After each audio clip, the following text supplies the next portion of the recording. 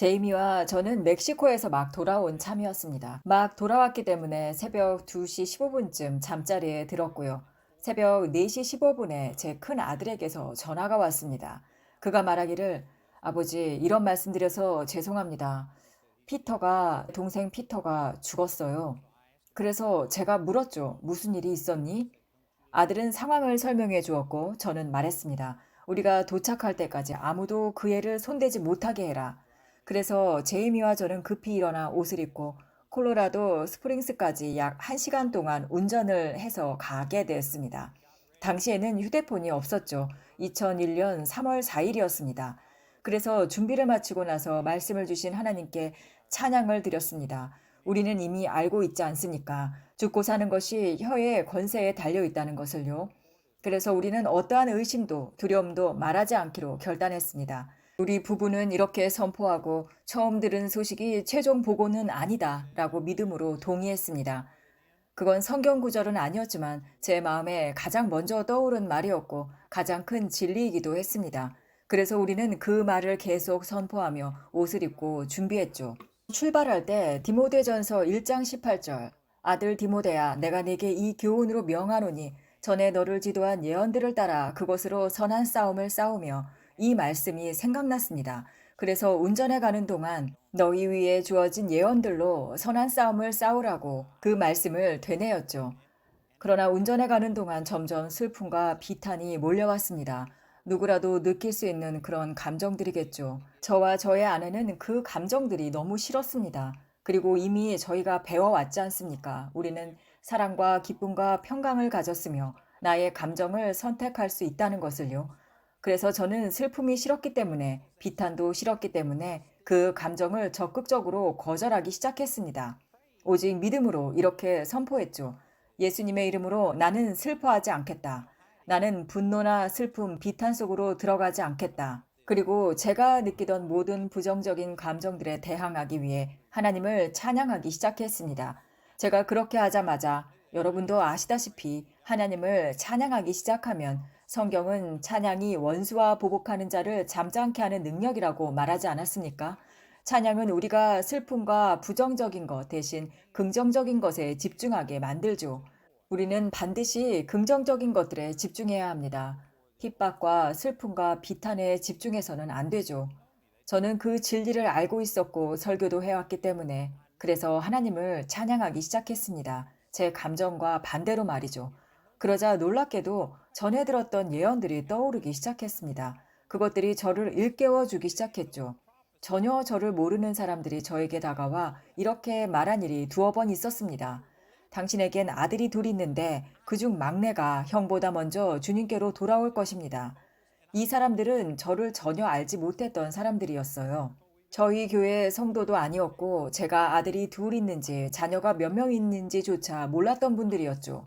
하지만 저는 그것이 하나님께서 주신 말씀임을 알았습니다. 그들은 제가 꼭 들어야 할 말을 정확하게 예언해 주었거든요. 그리고 그 예언들은 아직 성취되지 않았던 상태도 있었습니다. 그 순간 그 말씀이 강하게 제 마음을 사로잡았습니다. 그때 제 머리에 번개같이 떠오른 생각은 만약 그 예언들이 정말 하나님께서 주신 것이라면 그 아이는 살아야 한다. 이것이었습니다. 그 예언은 저희의 믿음을 더 분명하게 보게 했습니다. 그 예언들이 제 마음을 집중하게 해 주었죠. 저는 제이미에게 말했습니다. 이건 우리가 지금까지 본 것 중 가장 큰 기적이 될 거야.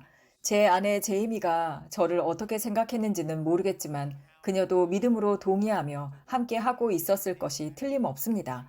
하지만 저는 분명히 보았고 이건 정말 놀라울 거야 라고 계속 말했죠.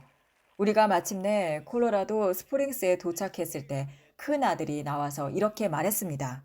아버지, 무슨 일이 일어났는지 모르겠지만 아버지한테 전화한 지 한 5분에서 10분 후에 갑자기 피터가 그냥 벌떡 일어나서 말을 하기 시작했어요.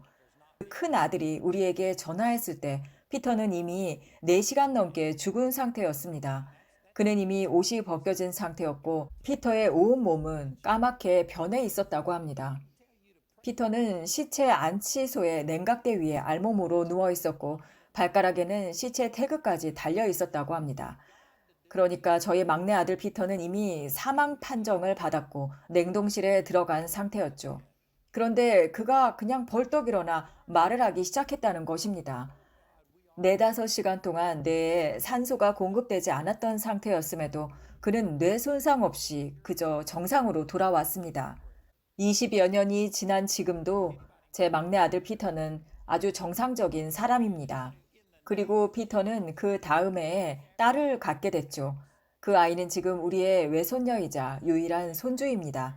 그 아이는 그 사건이 일어난 다음 해에 태어났죠. 그리고 저는 그 손녀에게 이렇게 말했습니다. 너는 정말 특별한 아이다. 네 아버지가 죽었다가 살아난 지 1년 후에 태어났지 않니? 그런 말을 할 수 있는 사람은 거의 없단다. 이렇게 말이죠. 그러니까 이것이 바로 우리가 어떻게 믿음으로 살아야 하는지를 보여주는 것이죠. 하나님께서는 분명히 말씀하셨습니다. 너희가 가서 병든 자를 고쳐라. 하나님은 병든 자를 위해 기도하라고만 하지 않으셨어요. 그렇죠? 가서 고치라고 하셨습니다. 그 말씀은 우리가 권세를 가지고 있다는 걸 전제로 하죠. 그런데 교회는 하나님께 우리가 해야 할 일을 대신 해달라고 요청하고 있습니다. 하나님께서는 병든 자를 고치고 나병 환자를 깨끗하게 하며 죽은 자를 살리라고 우리에게 명령하셨습니다. 그러나 우리는 어떤가요? 하나님께 이렇게 접근하지 않나요? 오, 하나님, 우리는 아무것도 아닙니다. 아무것도 없고 아무것도 할 수 없습니다. 하지만 주님은 무엇이든지 하실 수 있으니 주님의 손을 뻗어 고쳐주십시오. 이렇게 말이죠. 사실 그건 믿음 없는 기도일 수 있습니다. 누구나 할 수 있는 기도죠. 하지만 거듭난 우리는 우리 안에 예수님이 계시죠. 믿음으로 서서 예수님의 이름으로 선언할 때 사도행전 3장에서처럼 베드로와 요한이 기도 시간에 성전에 들어가던 중에 그들이 말했죠. 은과 금은 내게 없거니와 내게 있는 이것을 내게 주노니 나사렛 예수 이름으로 일어나 걸으라. 그들은 그 사람을 위해 기도조차 하지 않았어요. 그들은 하나님께 치유해달라고 간청하지도 않았습니다. 제자들은 말했죠. 내게 있는 이것을 내게 주노니. 그들은 그를 향해 손을 내밀어 잡고 일으켰습니다. 그러자 즉시 그의 발과 발목에 힘이 들어갔죠. 그는 걷고 뛰며 하나님을 찬양했습니다. 그들에게는 능력과 권세가 있었습니다. 여러분, 우리 모두는 죽은 자를 살릴 능력을 우리 내면에 가지고 있습니다. 아멘.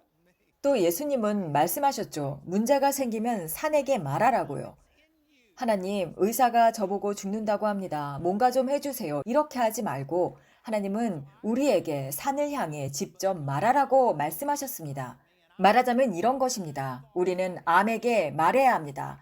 어떤 질병이든 그것에게 말하며 우리의 권세를 행사해야 합니다. 어떤 사람들은 이렇게 말할지도 모르죠. 하지만 전 예수님이 아닌걸요. 아무것도 고칠 수 없습니다. 예, 맞습니다. 우리는 예수님이 아니죠. 그러나 예수님이 우리 안에 거하고 계십니다. 그리고 그 능력은 우리가 사용할 수 있도록 내어 주셨습니다. 마지막으로 한 가지만 더 나누고 마치겠습니다. 제 친구 한 명이 나이지리아에서 집회를 열었고 많은 사람들이 치유를 받았다고 합니다. 그는 백인이었고 나이지리아였기 때문에 흑인들 속에서 좀 튀었겠지요. 다음 날 그는 시장을 지나가고 있었는데 피부 색깔 때문에 그를 쉽게 알아보았습니다. 사람들이 몰려와 외치기 시작했죠. 그는 알아듣지 못하는 언어로 말했지만 사람들을 그를 만지려고 했다고 해요. 그의 첫 반응은 저 아니에요. 제가 아닙니다. 예수님을 보세요. 라고 말하는 것이었습니다. 대부분의 사람들이 그렇게 생각하고 말하겠죠. 그런데 그가 막 그런 말을 하려는 차에 주님께서 그에게 말씀하셨습니다. 데이브, 네가 생각해 보렴.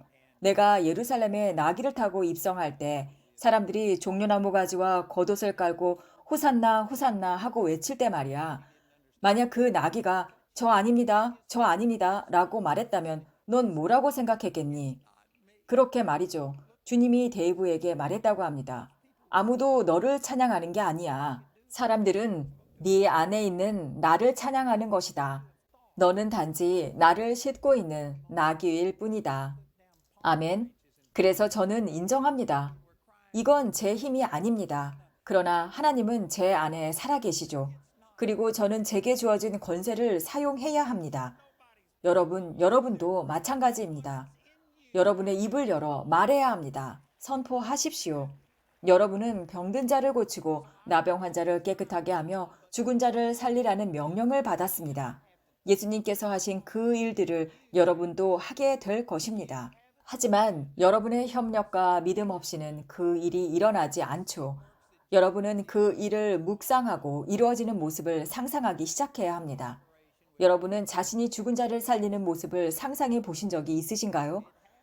자신이 맹인의 눈을 뜨게 하는 모습을 그려보신 적이 있나요? 그 모습을 먼저 보지 않으면 실제로 일어나지 않습니다. 그러므로 여러분 모두가 이 일을 할 수 있습니다. 먼저 성경의 원리를 따라 행함으로써 하나님의 능력과 하나님을 나타내시기 바랍니다. 아멘.